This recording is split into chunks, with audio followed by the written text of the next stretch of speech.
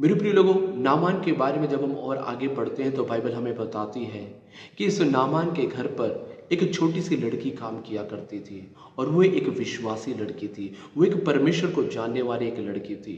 और बाइबल कहती है जब वह लड़की उस नामान के घर में एक दासी के रूप में एक सेविका के रूप में काम किया करती थी, तो उसने पाया कि उसका स्वामी कोढ़ी है। उसने पाया कि उसका स्वामी कोढ़ से ग्रसित है। और बाइबल बताती है उस छोटी सी लड़की ने कहा, यदि मेरा स्वामी शोमरोन के उस भविष्यद्वक्ता के पास चला जाए तो वह चंगाई को प्राप्त करेगा। और परमेश्वर के वचन को जब हम पढ़ते हैं तो हम पाते हैं कि नामान उस लड़की की बात को सुन करके इस्राएल के शोमरोन नामक नगर में आया। वहां पर परमेश्वर के दास एलीशा से मिला और वह चंगा हो गया। मेरे प्रिय लोगों, कुल मिलाकर के देखे जाए तो आज इस नामान ने जो चंगाई को प्राप्त किया है वो किसकी वजह से प्राप्त किया है? हम बोलेंगे एलीशा की वजह से। नहीं मेरे प्रिय लोगों, उसने उस परमेश्वर से उस आशीष को पाया है, उसने परमेश्वर से उस चंगाई को पाया है। लेकिन परमेश्वर ने किसको इस्तेमाल किया? उस छोटी लड़की को इस्तेमाल किया। जी हाँ मेरे प्रिय लोगों, मैं आपको बताना चाहता हूं उस छोटी लड़की के द्वारा, उस छोटी लड़की ने जब अपने मुंह को खोला, जब उसने बताया कि यदि मेरा स्वामी शोमरोन में चला जाए, वहां पर एक भविष्यद्वक्ता है, तो मेरा स्वामी चंगा हो सकता है। मेरे प्रिय लोगों, मैं आज आपसे सवाल करना चाहता हूं, क्या हम अपने मुंह को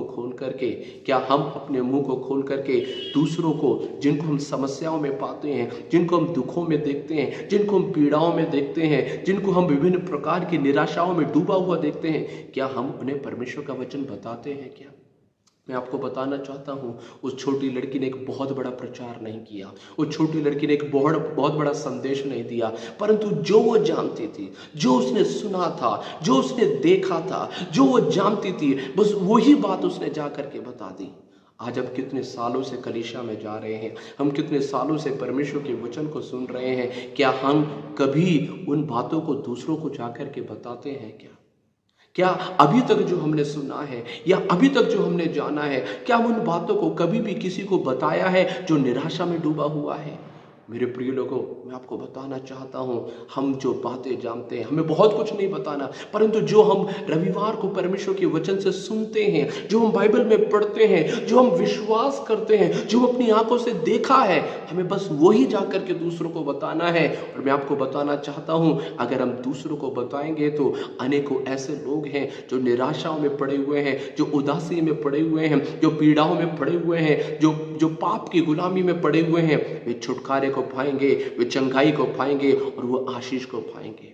कई बार हम शर्मिंदगी को महसूस करते हैं, हमको लगता है मैं कैसे बताऊंगा, मैं कैसे बोलूंगा, मुझे तो बताना नहीं आता। मैं आपको बताना चाहता हूं, आप परमेश्वर के आगे समर्पण करें।